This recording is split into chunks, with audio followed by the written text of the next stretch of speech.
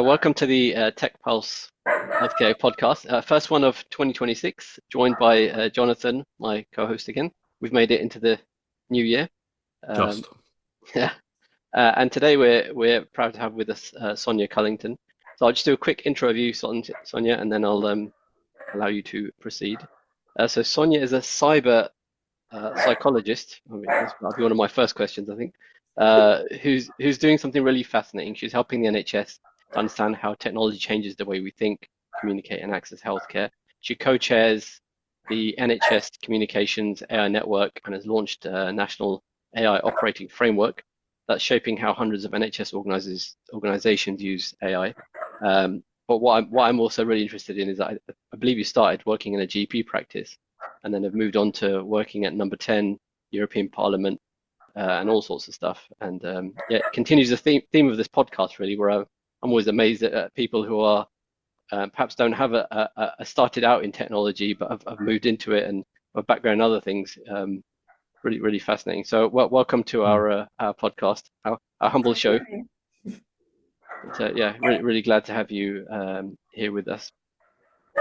I guess I'd start by just asking, yeah, about starting out in a GP type environment, or maybe I'm assuming GP. I think that's correct. Is that correct? First of all, is that Yeah, I did. I started out working on the admin side of a GP practice in the good old days when we had those stacks of medical records in behind filing cabinets that you had to wheel open to open those. So that's where I started off a long time ago now. Oh wow. And how did that help shape what you're involved with more recently, or is it completely a separate chapter of your life, would you say? Um, well, I guess that's where I fell in love with the NHS, essentially, and I just found it was all fascinating. So that was at the time when I was also I was kind of finalising my degree, which was in English and linguistics. It also seems like a long time ago, but that was kind of finalising then. And then I went from a GP practice, sort of helping and doing that all of that front of house stuff, being one of those grumpy receptionist that everyone refers to, trying to get into the GP and all of those types of things. So I kind of really was fascinated by that, the dynamics of that. And then I had an opportunity to have to get more of an internal comms role within one of the first institutions that was kind of bridging health and local authority at the same time. So it was bringing them all under the one roof. And so that was where I kind of really then was using my English degree. I was all very excited about getting to write for stuff, but I was given, because of that one housing situation, I was given an opportunity to work for lots of other smaller teams, like sort of supporting women through domestic violence circumstances. And then there was the baby health club, which sort of working with health visitors, doing all the waiting stuff. So there was a real mix in there, which which just hooked me in even more in the dynamics of the NHS and the complicated system. And then it kind of went on to, I got a proper job, as my mum would say, in a primary care group, which was then at that time, showing my age, which then transferred into primary care trusts. And I just went from there, really. Yeah, but my love of sort of English, behavioural science, mental health, technology has always been there. And so now I'm living my best life, as they say. I'm merging all of the things that I enjoy together, and hopefully making a living out of it. So it's going all right so far. Yeah. It is so how did you go from there to working at Number 10 and Euro and the European Parliament, and what did you do in those places? So two very, very different roles. I basically was in the European Parliament, and I was leading on policy. So I did my master's in politics and public policy, and so that policy element led me into a role within the European Parliament, and that was linking the European version of kind of what we have as Public Health England, or as it was when it was started here, and now it's PSHE, I think it is. It's the acronym here. So yeah, so that's where that was looking at. That was getting my real policy geek head on. So that was really interesting, fascinating in there. And then at Number 10 was actually during COVID. So I was working with an agency during COVID, which I was then furloughed. So I went and supported what was the team at Bayes on a misinformation and disinformation campaign, predominantly because that's what I'd done within the health sector before. So that was supporting. And then I was there for about 3 months, which was intense, as you can imagine, sort of countering the misinformation, disinformation on social media around vaccines and vaccine uptake. And then I moved over to the number 10 team when it was the time that Matt Hancock was looking at the changes to social care policy, adult social care, and what that means in terms of lifting restrictions for families, for the system, and for the community. Wow. So, yeah. There's a lot there. yeah, there's like two very different roles. I've been really fortunate to kind of have quite a lot of experience in lots of different roles, which I don't think you would get if you were, as my mum puts it, in a proper job, with as a 9 to 5. Unfortunately, I've been very lucky to have lots of experiences with lots of organizations from different roles. And I noticed earlier you said you fell in love with the NHS. Yes. There's not many people out there anymore. I think maybe it's just on the patient side of life where I live, but I know it's a tough sell these days, huh? it is. But I maybe I'm a sucker. I don't know, but I just maybe glass half full. I just think it could. It's not great for everybody, and I completely understand that. And I'm not going to advocate that it's amazing and it's the best in the world, because we know that's also not true. But I think it does a lot of good, and there's a lot of people in there that do a lot of good, and they really try, even though the system doesn't always work for them. It can work against them most of the time, but they're doing a lot of good in the world, and I think that's not to be sniffed at just because there's somebody calls them a bureaucratic administration process, or maybe a duplication. I think that's something that we kind of got to put to the side and just crack on with doing the things that they do best. Cool. And so on to more AI type topics, which is maybe your latest thing. And we always say in every podcast, you can't have a conversation these days in business without talking about AI. It's not fashionable.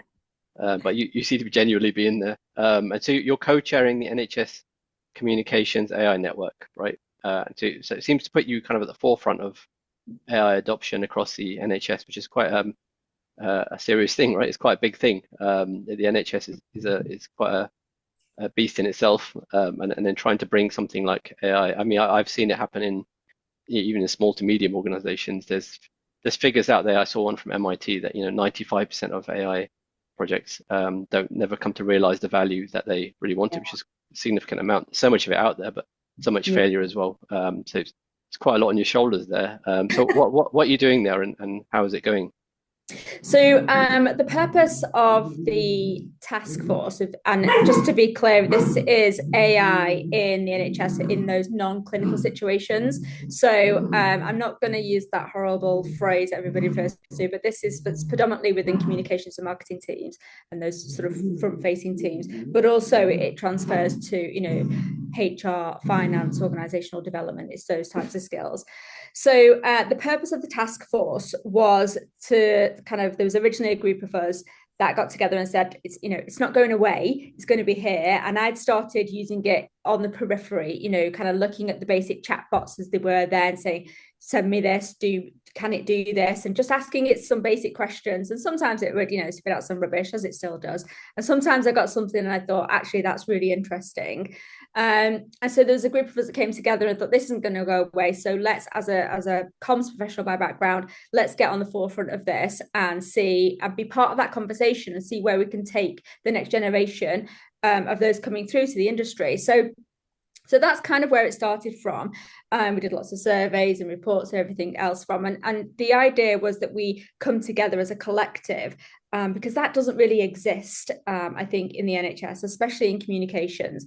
There are pockets of groups, maybe in the north, in London centric, or maybe across the Midlands, but they don't necessarily come together on that national footprint, and they definitely don't do things once, as you know, either within or without clinical interventions. It's always duplicated somewhere. We're not very good at like for like innovation. And so that was the idea of it, bringing forward that we can support the communications function as that strategic function in using AI and using the technology in a way that helps us within our roles be that strategic function that we are, rather than sort of the post office service, you know, the kind of the people that put up the post-its and send out the all staff emails. It's more than that. So we were looking at how we can use AI to transform our role and help us do more of that strategic engagement and that strategic communications. And so we joined forces with NHS Confederation.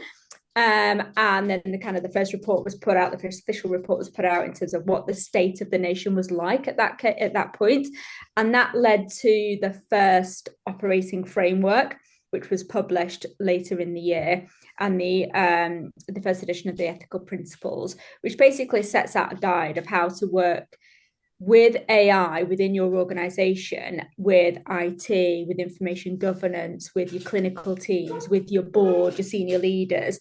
And there was those elements where people were saying, you know, you've gone back to the Facebook days when IT would shut it all down because they didn't want to worry that everyone was going to spend their days on Facebook not working and all of that type of stuff. So it was how to have those constructive conversations, but also what does good look like in terms of the use? We talk about the ethical principles, but what does that mean in reality? And we were trying to put some of those things down just so it's something for people to point out and go, actually, if we can all work to this framework, we'll all be in a good place and a good basics for establishing what that looks like within the working day, really, in the environment. So yeah, it's really exciting, and I'm hoping that kind of, you know, we'll get a bit more momentum moving in terms of the adoption rate and a bit more collaboration with those, you know, IT and IG teams. Because you know, IE doesn't just sit with one team; it should be owned as an organisation. You should have that position really agreed, and it's not going straight for the policy.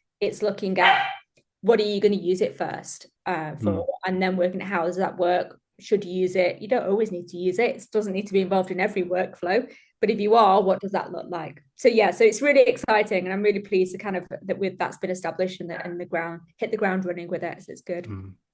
Amazing. It's fascinating work, Sonia. I'm as a clinician myself, I'm really tempted to go down the patient care side of things, but I don't think this is the time. And frankly, we'll be here all night if I start on that. So just kind of coming back to the more comms side. Obviously, you're a cyber psychologist, and you know why is that field particularly important now? Because it feels like the work that you do specifically with your background, with your experience, is really important, particularly right now.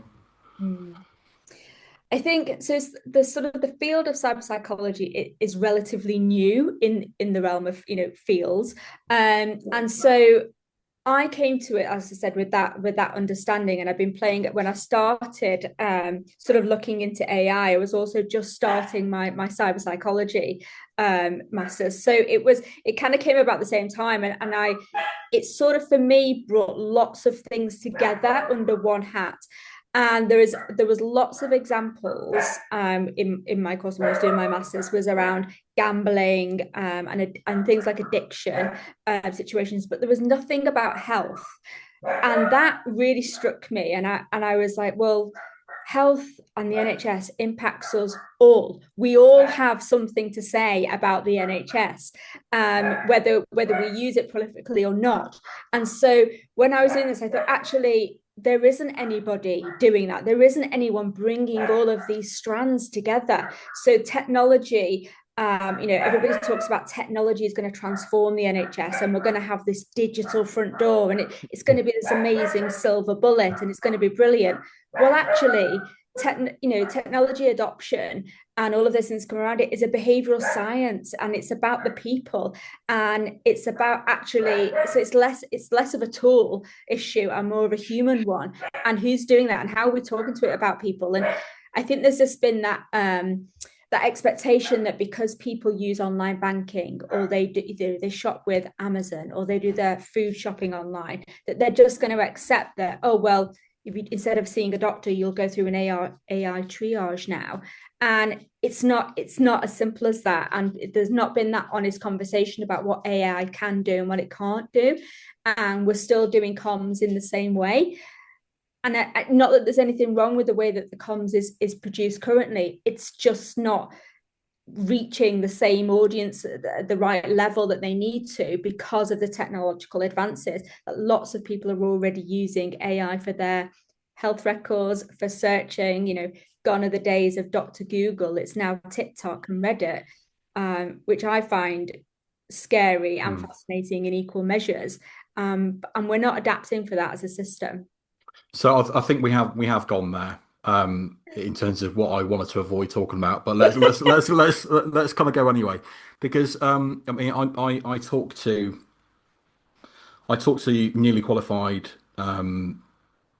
people through my kind of normal role, and on the 6th of January, when ChatGPT Health launched, literally the day after, we had a conversation about how this changes things. And I think, can you talk us through, from a, I've never said this word before, from a cyber psychological standpoint, what is going on? Because Dr. Google, let's just call it that. We're talking about sticking a search into a search engine, and we get a result back.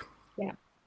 Whereas it feels like AI, with AI, we've got a third person in the room. We've got something that is plausible, that people develop a relationship with, develop trust with, but neither party can see who knows what. So what is going on there? How is that changing things and changing our relationship with each other? That's kind of like probably a thesis question. So apologies for that. Yeah. Well, in the so I'll narrow that a little bit in terms of how is it changing the sort of the clinician, the patient relationship, if that's okay, rather than each other as a species. We'll narrow that down just to those two. So I think we've got to look at it at two parts. So you've got a system part, which is quite fragmented, and there's a lot of frustration in terms of, there are people who can't get to see a GP. There are people who can get to see a GP, but it's not the GP that they want to see. There's people who go to the GP and they don't quite believe that what the GP said. They feel a bit frustrated, or the GP and the hospital aren't talking to each other, and they go around in circles. They feel like they're being passive aggressive. So that is a system issue. Then on the human side, you've got people who want to just know a bit more about themselves and feel like they're being dumbed down to. You've got people who go to a GP practice for connection, because they want to be heard, and they want to be seen, and they want to try and take control of their health conditions if they've got long-term conditions, or etc. But they just don't feel like they've been given that opportunity or the signposting and able to do that. So, and there's lots of reasons why people go online for kind of health information. But the thing about Google and Dr. AI, and if we talk specifically about ChatGPT, which is where the health element is, which I promise not to get on my soapbox about that in particular, but you've got over 230 million people asking health questions every single week. That is happening right now, and they're doing that because it makes them feel understood.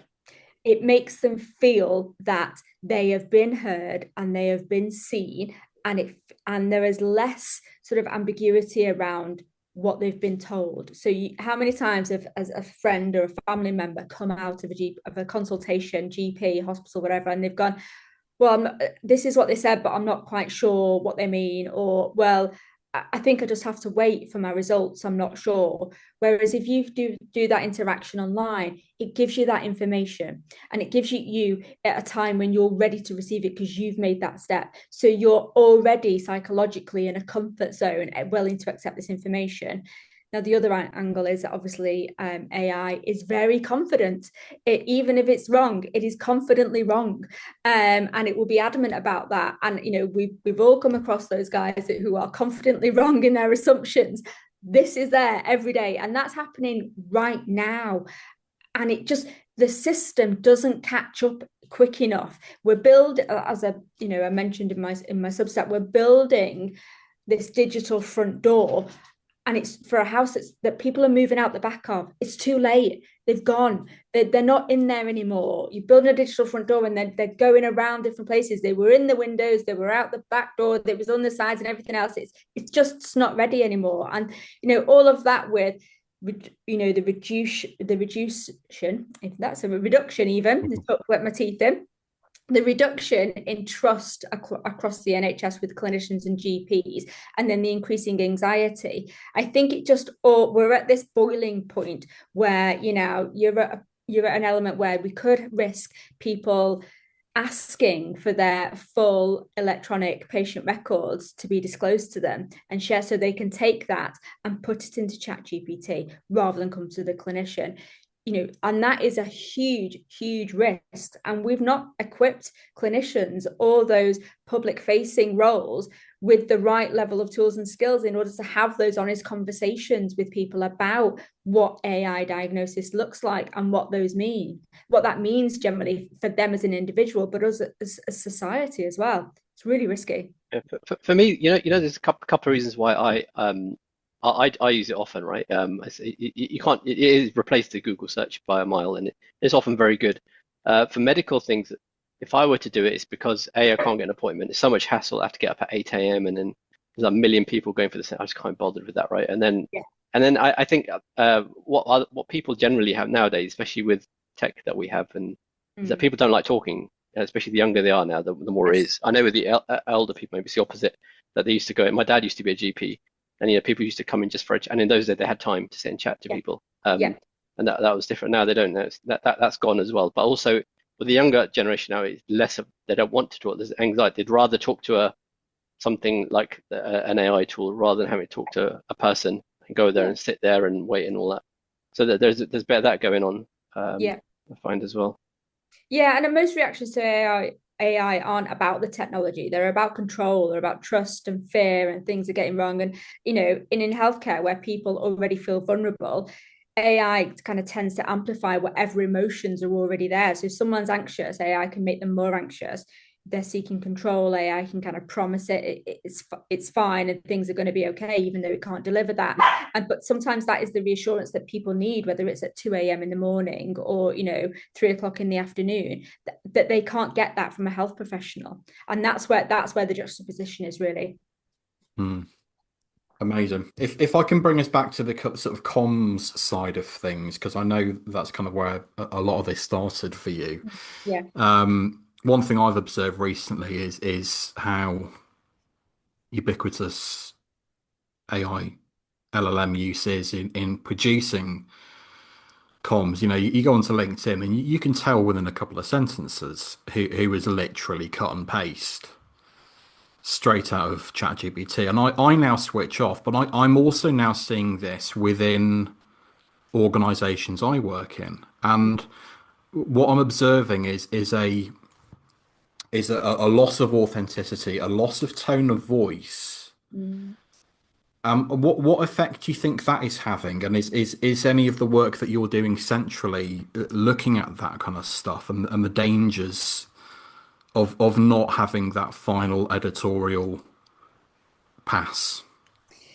Yeah, it's a good question because it is kind of flooded, and you're not the only person to kind of switch off because everything sort of starts reading the same. Like you could have multiple LinkedIn posts from across the globe and they've all got the same sort of monotone about everything and sentence structure. And I'm a big advocate of AI. I use it every single day. So I don't think it's about stopping people from using it. And so you can't blame the technology for those outputs. They are human outputs, and we're allowing that. So it's a lot of the work that I do, I'm kind of tool agnostic. You'll get a lot of people that go into, especially NHS organizations, and talk about Copilot and how great it is, and which I would never say, but lots of other tools, how great they are and what they do. But I don't talk about the tools. I talk about it from a change behavior point of view. And I actually say, well, sometimes what you're working on might not need any AI input, but if it does, let's look at what that judgment looks like. And we'll go through some outputs and we'll say, how does that feel to you? Because ultimately they'll be okay, but something's not quite right about it and they can't quite put their finger on it. So we work together and we give them that shared language about what it is they're going to use AI for, what good outputs look like, how they're going to refine that, and what does it means. Because you'll have heard the phrase human in the loop bandied around so many times, and it drives me insane because it feels like people are saying that as a get out of jail free card, that, oh yeah, we've got a human in the loop. Well, actually that human at the end, it might be their first day and they've got no idea about your organization and they've got no idea about context. They don't know the tone and the language, and they're going, oh, well, it kind of basically looks okay, so let's just put it out. And it's not, and it causes more problems than advantages. But it's so the work I do, and it's looking about that kind of bias and uncertainty and learning, getting your GPT, whichever one you're using, to understand your language and what that looks like for you as an organization. It might be different teams within the organization, depending. If you're in a trust comms team, they wouldn't have me saying that because everyone's supposed to be in the one voice. But sometimes you've got maybe an outpatient clinic that might be have a very, very different tone of voice with their communications direct to patients than you would say from the chief executive or from HR or from wherever it is from the finance team. And that's okay, but you need to harness that and keep that. And it doesn't mean that you need to transfer everything over. So using AI for me is about kind of being, not being left behind around it, but it's also about using it where it genuinely adds value into your workflow. It's not a replacement, it's helping you. So we do lots of things around asking it questions. What do you think I should do about this? Where do you go with that? And understanding that actually it only knows what you tell it. And if you haven't told it any context or haven't given it any character, then it just doesn't know and it'll make it up. It's very keen. It's really just focusing on the adoption point. So I do a lot of work in transformation as well. I've done it for a number of years, and I find that it's the same stuff that keeps coming up. So we talk a lot about XR as well, VR and AR and that stuff on this podcast, and as well as AI. And while there are some differences, I do find some of the reasons, because that industry struggled along, and while AI has taken off more because I think it's just more accessible, its success rate isn't that much better. And I find that it's similar things. So you touched on that when you're making a transformation involving a system, you have to look at the people and processes. In fact, they tend to be the biggest parts, because value doesn't come from an AI tool on its own or a VR headset sitting on a table. Doesn't derive any value. It's going to sit there and do nothing. It's the people that bring the value and will make or break it. And unless you focus on those stakeholders, the good ones, the ones that are helping, the difficult ones, whatever they are, you've got to. A large chunk of your time has to go on those, and people don't do that. There's a lot of work on just systems and pen and paper, and that's where things fall over. Yeah, it's very frustrating for me. As you guys all know, there's lots of NHS teams that have been given Copilot licenses at varying levels of Copilot, because they've named them all stupid things and it's not very easy to navigate. But also they've been told, here it is, you've now got access and it's going to save you hundreds of hours. You can all go and finish at 2:00 because this is all just going to be transformational. But there's no conversation about what that is. There's no conversation about how you use it. So most people, open Word and look at that little box down the side and go, oh, okay, it's giving me some summaries, or I can do my email summaries. Oh, great. Yeah.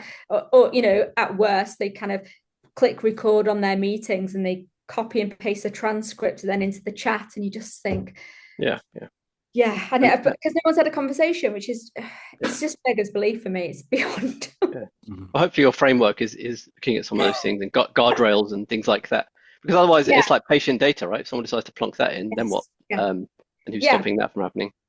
Exactly. And I mean, there's a lot, within comms teams, there's more common sense than that, I'd like to think, around kind of patient data and security.